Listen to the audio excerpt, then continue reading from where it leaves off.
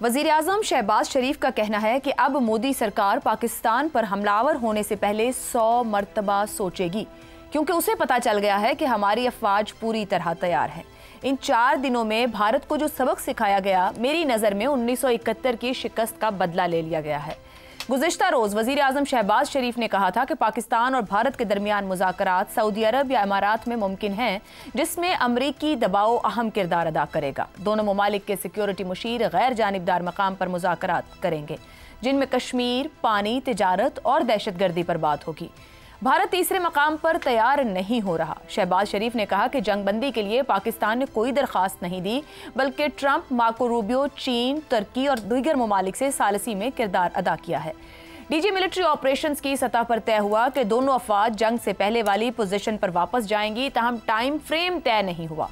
वज़ीर आज़म ने कहा है कि पाकिस्तान ने भारत के गुरूर को तोड़ा और हम चाहते हैं कि तरक्की और दिफा साथ साथ चलें।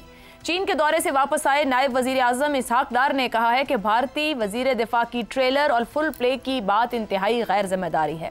उनकी इज्जत और शराफत इसी में है कि सुलह कर लें, जबकि दूसरी तरफ इस वक्त भारत में पाकिस्तान के खिलाफ भरपूर नफरत फैलाई जा रही है। कांग्रेस मोदी हुकूमत पर पाकिस्तान से साजबाज का इल्ज़ाम लगा रही है, जबकि अपोजिशन इल्ज़ाम लगा रही है कि भारतीय वज़ीर ख़ारजा जयशंकर ने पाकिस्तान को हमलों के बारे में पहले ही बता दिया, जिससे भारत को नुकसान हुआ है। तो दूसरी तरफ बीजेपी का इल्ज़ाम है कि कांग्रेसी लीडर राहुल गांधी पाकिस्तान की बोली बोल रहे हैं। दोनों बड़ी सियासी जमातों की कोशिश है कि एक दूसरे से बढ़कर अपने आप को पाकिस्तान मुखालिफ साबित किया जाए, जबकि मोदी के हामी रहे कट्टर हिंदू वोटर्स और आरएसएस भी मोदी के सीज फायर पर सवालात खड़े कर रही है। ऐसे में दो बड़े सवालात खड़े हो रहे हैं। क्या इन हालात में मोदी पाकिस्तान के साथ मुज़ाकरात करने के लिए किसी का दबाव कबूल कर पाएंगे? और दूसरा, 11 सालों में सबसे ज्यादा गैर मकबूलियत के दौर से गुजरे मोदी क्या अपनी सियासत को बचाने के लिए पाकिस्तान के खिलाफ कोई मिस एडवेंचर तो नहीं करेंगे? इसी पर गुफ्तगू रहेगी। पैनल में हमारे साथ हैं शहजाद चौधरी, रजा रूमी, जैगम खान और हमाद गजनवी। प्रोग्राम का सवाल आप सभी के लिए। मोदी हमले से पहले 100 बार सोचेगा, वजीर आजम शहबाज शरीफ। पाकिस्तान को लेकर भारत में शदीद सियासी कशीदगी, हुकूमत अपोजिशन का एक दूसरे पर पाकिस्तानी एजेंट होने का इल्ज़ाम। जख्मों से चूर मोदी मुज़ाकरात की मेज़ पर आएगा या जंग के मैदान में? शहजाद साहब, भारत के अंदर शदीद सियासी कशीदगी इस वक्त मौजूद है। गुज़िश्ता रोज़ भी वज़ीर आज़म ने जो गुफ्तगू की, उसमें मुज़ाकरात की बात हुई, थर्ड पार्टी की बात हुई, अमेरिका के प्रेशर की बात हुई, और हम किस तरीके से मामला आगे, यानी कि एक पॉजिटिविटी नज़र आती है उस गुफ्तगू में, मगर यह भी अंदाज़ा है कि भारत नहीं तैयार हो रहा किसी तीसरे को लेकर या सालिस को लेकर। आपको क्या लगता है, मुज़ाकरात की मेज़ पर आएंगे जब जो वहाँ की सियासत और पॉलिटिक्स है, क्योंकि इंटरनेशनली और नेशनली एक नुकसान हुआ है, भारत जख्मी है, या सामना जंग के मैदान में होगा? आयशा, मेरा ख्याल है कि मोदी का जो डिज़ाइन या इंडिया का जो डिज़ाइन है ना, इस सारी चीज़ का, इसको समझने की ज़रूरत है। और ये कोई आज की बात नहीं है, ये पिछले साल 2 साल की बात नहीं है। एक पूरे प्लान के तहत मोदी चल रहा है।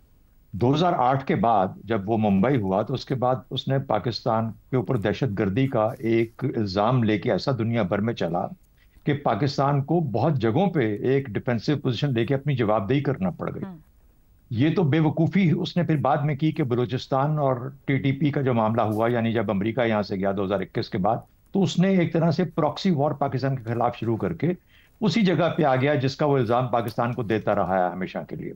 पहली बात तो ये होगी। दूसरा, पाकिस्तान ने भी बड़े वाज़ेह तौर पर, अगर किसी किस्म का कोई शायबा था, तो कश्मीर से अपनी थोड़ी बहुत देर के लिए अपने आप को डिस्टेंस कर लिया।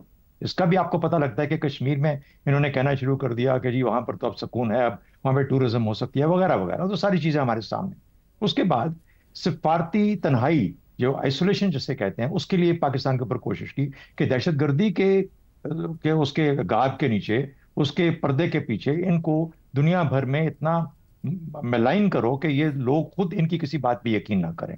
2019 में जब उसने आर्टिकल 370 खत्म किया और कश्मीर को गैर कानूनी तौर पर और इमोरली उसको अपने साथ मिलाया, तो इसका मतलब ये था कि उस वक्त आपने देखा कि कोई ज्यादा आवाज दुनिया भर में नहीं उठी उसके ऊपर।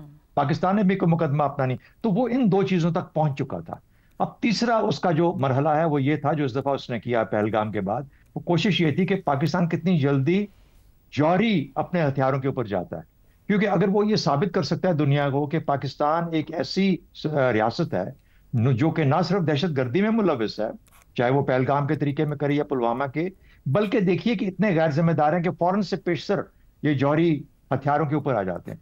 तो जब ये प्लान उसका पाकिस्तान एयरफोर्स ने और पाकिस्तान की अफवाज ने बिल्कुल जायल कर दिया, होने नहीं दिया, और ये नाकामी उसको देखनी पड़ी, जिसका कि अब खमियाजा मुल्क के अंदर भुगत रहा है। जब तक आपको उस प्लान की समझ आती है कि वो करना क्या चाह रहा है, कि वो आप चाह रहा है कि आपसे जौहरी हथियार, जैसे कहते हैं एडल्ट इन द रूम, किसी के ऐसा IAEA के कंट्रोल में दे दो, इनके हाथ में नहीं होने चाहिए, किसी और के काबू में दे दो, वगैरह वगैरह, इस तरह की चीजें, इसके ऊपर प्रेशर आएगा।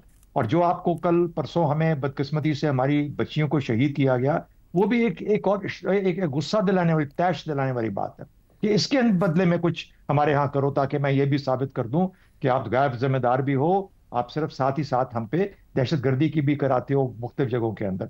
तो पाकिस्तान के लिए जो माइंड फील्ड है ये, जैसे कहते हैं ना डिप्लोमेटिक स्ट्रेटेजिक माइंड फील्ड, हर चीज को फूंक फूंक के लेना पड़ेगा, सब्र के साथ संभालना पड़ेगा। ये उसने जाल बहुत गहरा बुना है और लंबा बुना है, और साथ ही साथ ये भी बता रहा है कि अगर मेरे यहाँ दहशतगर्दी होती है तो मैं तो जाके अटैक कर देता हूँ तुम्हारे उन जगहों के ऊपर।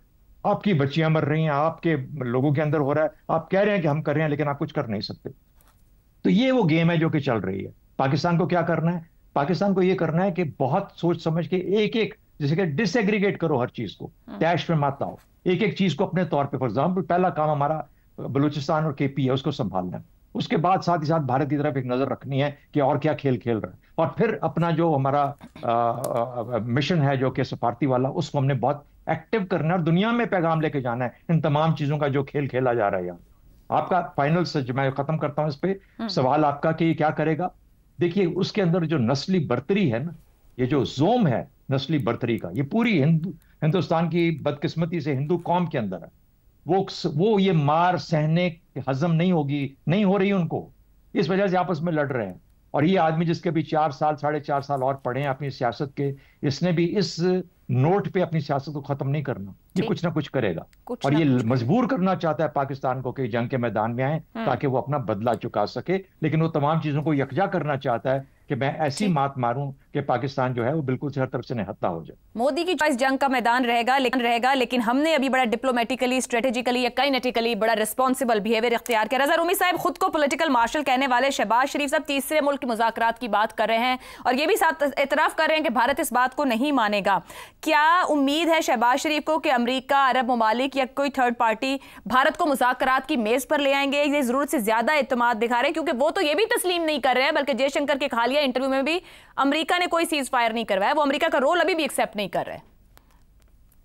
जी आयशा, बहुत ही अजीबोगरीब मामला है कि हिंदुस्तान जो कि एक इतना बड़ा मुल्क है, अपने आप को दुनिया की सबसे बड़ी जमहूरियत कहता है, वहां पे इस तर्ज के ऊपर एक झूठा बयानिया अवाम के सामने पेश करने के लिए ये सब बातें हो रही हैं। ये जयशंकर साहब ने एक बार नहीं कई बार वो डिनाई किए जा रहे हैं। और उधर डोनाल्ड ट्रंप है कि वो तकरीबन हर रोज पिछले एक हफ्ते से ये दोहराते हैं कि जी उन्होंने ये कारनामा सर अंजाम दिया। अब अल्लाह जाने किस पे यकीन करे, लेकिन जाहिर बात है कि डोनाल्ड ट्रंप अकेले नहीं कह रहे, उनकी पूरी टीम, उनके रफ़ाए कार ने इस बात की तायीद की है और भी वर्ल्ड कैपिटल से तायीद की है। अब हिंदुस्तान को ये इतनी सी चीज तस्लीम करने से आ रही है कि अमेरिका ने ये सीज फायर कराया, अमेरिका के कहने पर, अमेरिका के जो भी उनका इन्फ्लुएंस और लेवरेज है, क्योंकि हिंदुस्तान ने अपने आप को उस तरह से एक बहुत ही कबल अज़ वक्त एक ग्लोबल सुपर पावर के तौर के ऊपर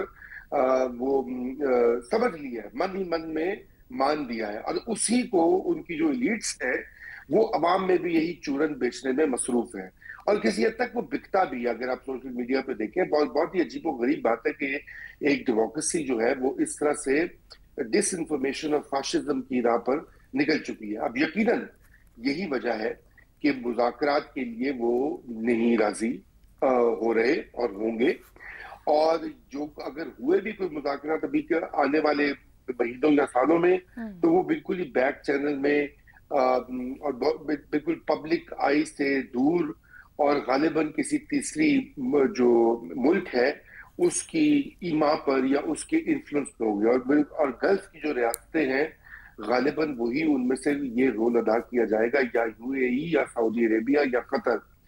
और क्योंकि ये भी ट्रंप भी यही चाहते हैं, अमेरिकी एडमिनिस्ट्रेशन भी यही चाहती है, और मेरे ख्याल से ये बहुत जरूरी है इस वक्त। जैसे अभी शहनाज साहब ने कहा, आपने भी अपने इब्तिदाइये में कहा कि मोदी को के जो 4 साल रह गए उससे पहले इस बहुत बड़ी जो सुबकी हुई है उसके बाद उसको कुछ ना कुछ तो करना है। अवाम में जो अपना खोया हुआ सपोर्ट। रजा रूमी साहब, अगर मैं इस बात को फिर ऐसे रखूं कि जो डिसइंफॉर्मेशन या फैशिज्म की जो एक हाइप या एक बयानिया वहां पर क्रिएट किया गया है, आने वाले चंद हफ्तों या महीनों में मोदी हुकूमत इसी की कैदी रहेगी, मुज़ाकरात की मेज नहीं उस तरह दिखती। जी बिल्कुल, अपने वो तो कैदी हो चुके हैं। देखिए, यही प्रॉब्लम होता है कि जब आपको बार बार आप झूठ बोले और बार बार आप एक चूरन बेचें अपने आप को भी और अवाम को भी, तो फिर आप उसके असीर हो जाते हैं। आपको आयशा, ये तो आपको मालूम होना चाहिए क्योंकि हमारे मुल्क में भी ऐसे कुछ अनासर हैं जिन्होंने इतना अपने आप को झूठ बोल कर और ऐसे ही जगह के ऊपर ले आए हैं कि अब उनके लिए पीछे रखना 2 कदम नामुमकिन है। तो ये मोदी साहब जो है ये बिल्कुल वो कोशिश करेंगे, लेकिन मैं ये भी समझता हूं कि ये इतना आसान नहीं होगा। पाकिस्तान की मिलिट्री परफॉर्मेंस के बाद वाकई ही वो कई बार तो सोचेंगे, 100 बार तो ना सही लेकिन कई दर्जन बार जरूर सोचेंगे कि किया जाए कि ना किया जाए। जी ठीक है, बड़ा अच्छा यहाँ पे आपके साथ गुफ्तगू कंक्लूड करते हुए एक जाविया निकल रहा है कि आज के इस इंफॉर्मेशन एज में बयानियों का तवाजुन कितना जरूरी है सर्वाइवल के लिए।